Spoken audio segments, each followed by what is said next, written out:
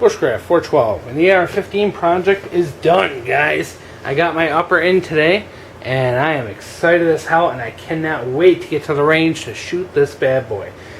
Now, the worst part is I got this, it's about 7 o'clock at night, and I just don't have enough time to get a scope on this and get to the range before dark, so it's gonna have to wait for the weekend.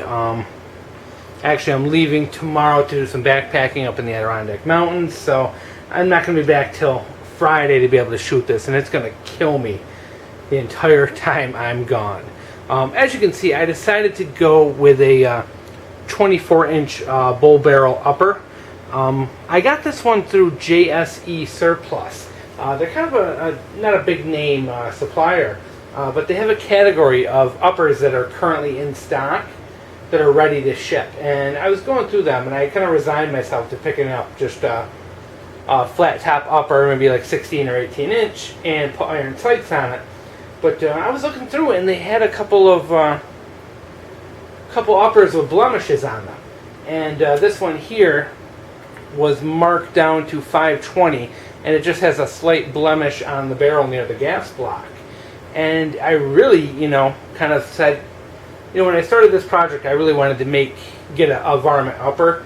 And the cost kind of got to me, and I decided just to settle for a smaller 16 or 18 inch normal size barrel. And when, of course, when this deal kind of popped up, I had to jump on it. And so now I have the varmint upper before the shorter upper, and that's fine with me because my next, big purchase is going to be a shorter upper for just kind of plinking and something to keep normal iron sights on.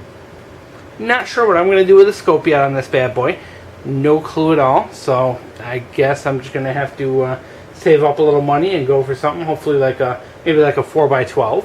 But let's go over this whole gun in a little bit of detail. Just break free here. First of all, we have the A2 stock, which is got a little bit of a rattle in it. So I'm not the biggest fan of that stock. So that may get upgraded in the future, but unfortunately we are in New York and we need a fixed stock, and the A2 is the cheapest out there. I got this one as part of a lower kit from Palmetto State Armory. It included the lower parts kit and stock for about $120. The lower receiver I bought stripped from Delaware Machinery, and it was about $100. You can get them cheaper online, but I did pick this one up at the gun show. And they're kind of tough to come by, strip receivers here in New York because of the assault weapon ban that we still have here. So I have to, very picky about parts. And now when it comes to the upper, that was the hardest part of this whole project because a lot of websites will not ship to New York anything unless it's assault weapon ban okay. So I was very limited in the uppers I could buy. And locally, prices were just through the roof. So I kind of had to resort to buying online, and it took me a long time to settle on what I wanted, or even what I could afford, because, we know there's a huge shortage on AR-15 parts. So even finding someone with stuff in stock was difficult, and then finding stuff in stock that could be shipped to New York was a whole nother story. So this has a... the upper came as a kit. It came with the bolt carrier group. I believe it's nothing extraordinary. There's no markings or name on it, so not sure who makes it. The charging handle as well appears to be pretty basic, plain Jane. Nothing fancy about that at all. The tube is a free float tube with a single rail. Get that strap out of the way. A single rail gas block. Now, my question I do have for my viewers is, can I put a sling mount or a bipod mount on the bottom of this? It has a couple of Allen head screws in there. Is that something I can do? I don't know the parts that well and the capabilities of these, so not too sure. So, if anyone knows, please, leave me a message or a comment and let me know what I can do to get a bipod on that, or if I have to replace the gas block, period. You really can't even pick up the scuff. There it is right there. Let's see. You can see the scuff on the barrel that marked this as a blemish is right here.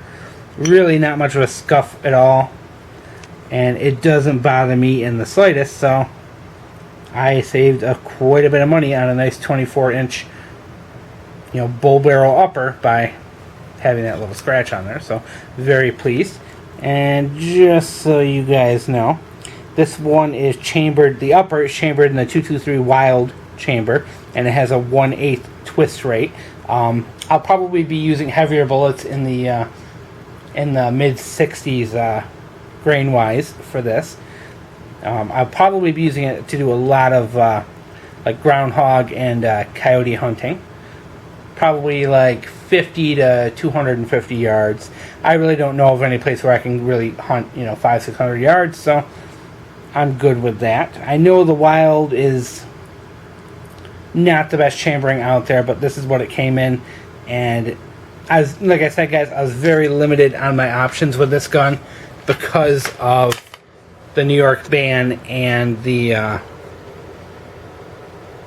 price and what people had in stock. So it was really kind of a crapshoot getting what I got, and I'm going to take it to the range and do some videos from the range, but I just wanted to show it off real quick and get any comments or feedback, especially if anyone has any experience with these uppers. From what I know, it's a Wilson Arms 24-inch stainless steel barrel, free float handguard, single rail gas block, bolt carrier and charging handle are included, and Palmetto Armory lower parts kit and A2 stock. It has the standard trigger. We are going to be upgrading that to a 2-stage eventually once money is a little more available. So here it is, guys. My new AR15 Varmint. And next on the list after the scope for this one, I'm going to get myself a second upper and get a nice 16-inch with iron sights.